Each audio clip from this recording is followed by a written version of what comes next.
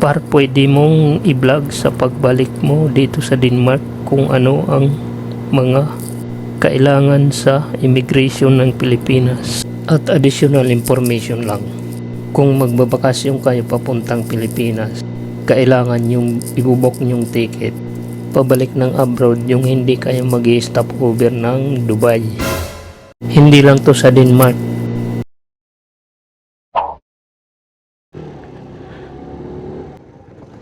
Babalik ko pa lang galing sa bakasyon, tapos ganito agad ang sasalubong sa'yo. Isnong malala. Medyo hindi pa yan madulas na ganyan kaputi, pero pag ito ay inambunan unti tapos nanigas, ang grabe, nakakatakot yan. Sobrang dulas yan. Nung nasa check pa ako nun, talagang hindi ko makakalimutan yung isnong na to. First time ko nadulas paglabas ko ng pintuan sa company. Nagkataon kasi na umaambon, kaya akala ko okay lang, wala akong pakialam, naglalakad lang ako na mabilis.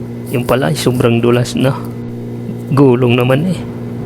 Tapos pagdating sa mga nababa sa train station, kanya-kanyang gulong, pero napansin ko ni isa walang tumatawa, wala rin tumutulong. Parang normal na lang sa kanila. Pero pag sa mga Pilipino, grabe yung tawanan pag nagkakanda dulasan na eh. Pero sa mga puti, parang normal lang sa kanila. Kahit nakikita nila, patay manisya lang sila. Bali sa video na ito, sasagutin ko lang yung request ng isa kong subscriber na si Carlo J.L. Wagas. At ang sabi niya ay, pwede mong i-vlog sa pagbalik mo dito sa Denmark kung ano ang mga kailangan sa immigration ng Pilipinas. Salamat par. Ito mahalaga to, lahat na magbabakasyon. Kaya maganda tong naitanong niya at may content ko na rin. Pagpasensyahan nyo na kung minsan lang ako mag-upload dahil busy ako lagi, dahil mayroon ako trabaho. Ang sa akin lang ay makatulong at makaiwas kung ano mga dapat mangyari. Maraming salamat par at shoutout sa'yo.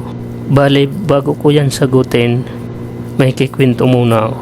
Naintindihan ko yung ganito sitwasyon dahil ganun din ako nung nag-apply pa lang ako papunta dito sa Denmark.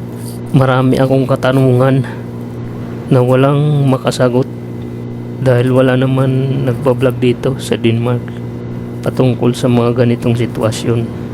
Kaya bago man mangyari na lumipat ako dito, pero talagang kabado ako dahil unang-una, alam ko walang agency to sa Pilipinas. Kaya ang tanong ko sa sarili ko, paano magbakasyon nito kung walang agency sa Pilipinas? So ang ibig sabihin ba hindi na magbabakasyon? At nagkataon na mayroon na ako dito isa nakakilala, at yun, nag-message ako sa FB niya at naitanong ko kung paano sila nakapagbakasyon na wala naman agency sila sa Pilipinas. At aking napag-alaman na kailangan mo lang pala mag-update or magpa-verify sa Polo Embassy ng bago mong employer. Kaya mula noon, lumakas na ang loob ko pumunta dito. Pero ganun pa man, inobserbahan ko muna sila bago ako magpursige pumunta rito. Talagang nakiramdam muna ako. Nagtanong ako kung kailan sila babakasyon, at nung nalaman ko kung nakabakasyon na sila at kailan ang balik, nung oras ng balik nila, nag-message ulit ako kung nakabalik na ba sila. So simula nun, gino ko na yung pag-apply papunta rito dahil kumpiyansa na ako na makakabalik pa o kaya makakapagbakasyon lang. Mahirap kasi mawalan ng trabaho. Alam mo naman napakahirap kumita ng pera sa Pilipinas. Kaya naintindihan ko yung mga ganitong katanungan. Maswerte nga yung mga sumusunod na nag-apply dito, kahit papaano nakakatulong yung mga vlog ko. At isi-share ko na rin yung email address kung saan kami nagpa-verify ng bago naming kontrata sa Polo. At ito ang email address nila: mwo_london@dmw.gov.ph. At i-highlight ko na rin para mas pulido.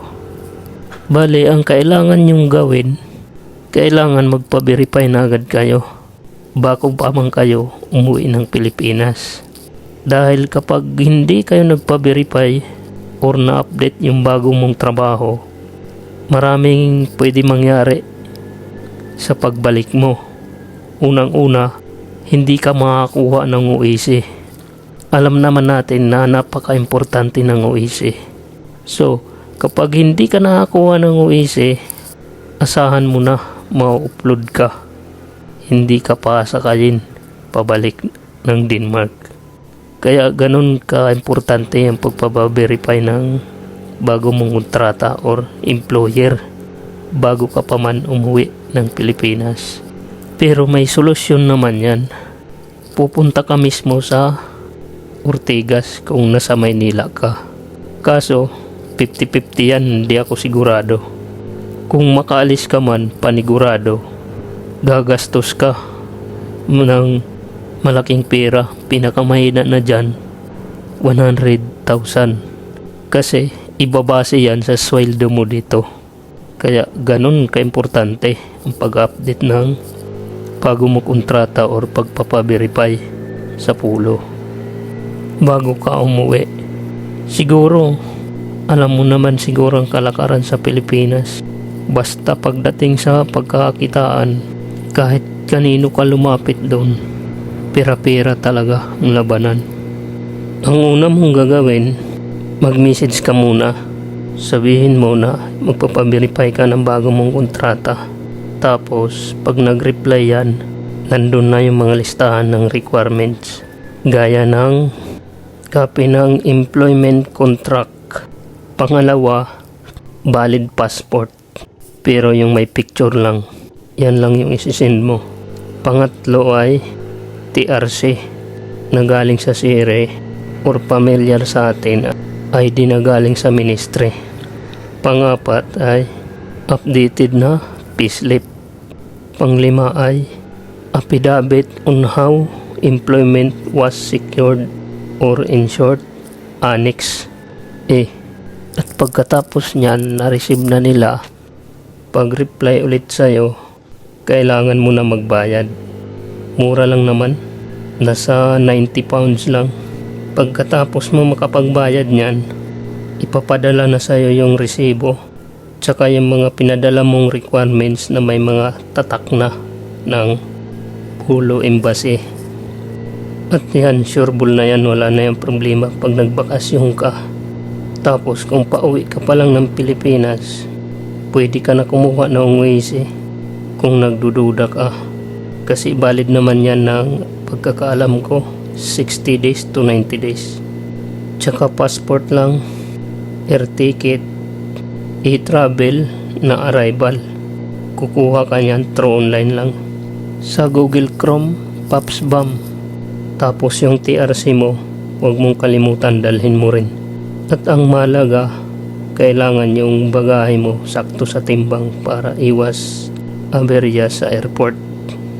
Ngayon, kung pabalik ka naman sa Denmark, ang kailangan mo lang kumpletuhin bago ka umalis ng bahay, OEC, e-travel na departure, air ticket, tsaka passport. At additional information lang, kung magbabakasyon kayo papuntang Pilipinas, kailangan yung ibubok nyong ticket pabalik ng abroad, yung hindi kayo mag-i-stop over ng Dubai. Hindi lang to sa Denmark, dahil napakahigpit dyan. Kailangan mo kumuha ng tourist visa, kasi pag wala kang tourist visa, doon pa lang sa pag-check-in mo sa Pilipinas, di ka na papayagan makabalik or makapasok pa sa immigration. Tapos yung TRC mo naman, yan ay magagamit mo pagpasok mo ng Denmark sa immigration. Yun lang yung mga requirements na kakailanganin nyo.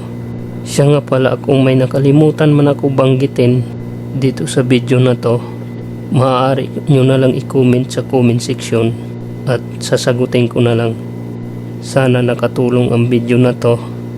Maraming salamat sa panonood at see you sa next vlog. Alers.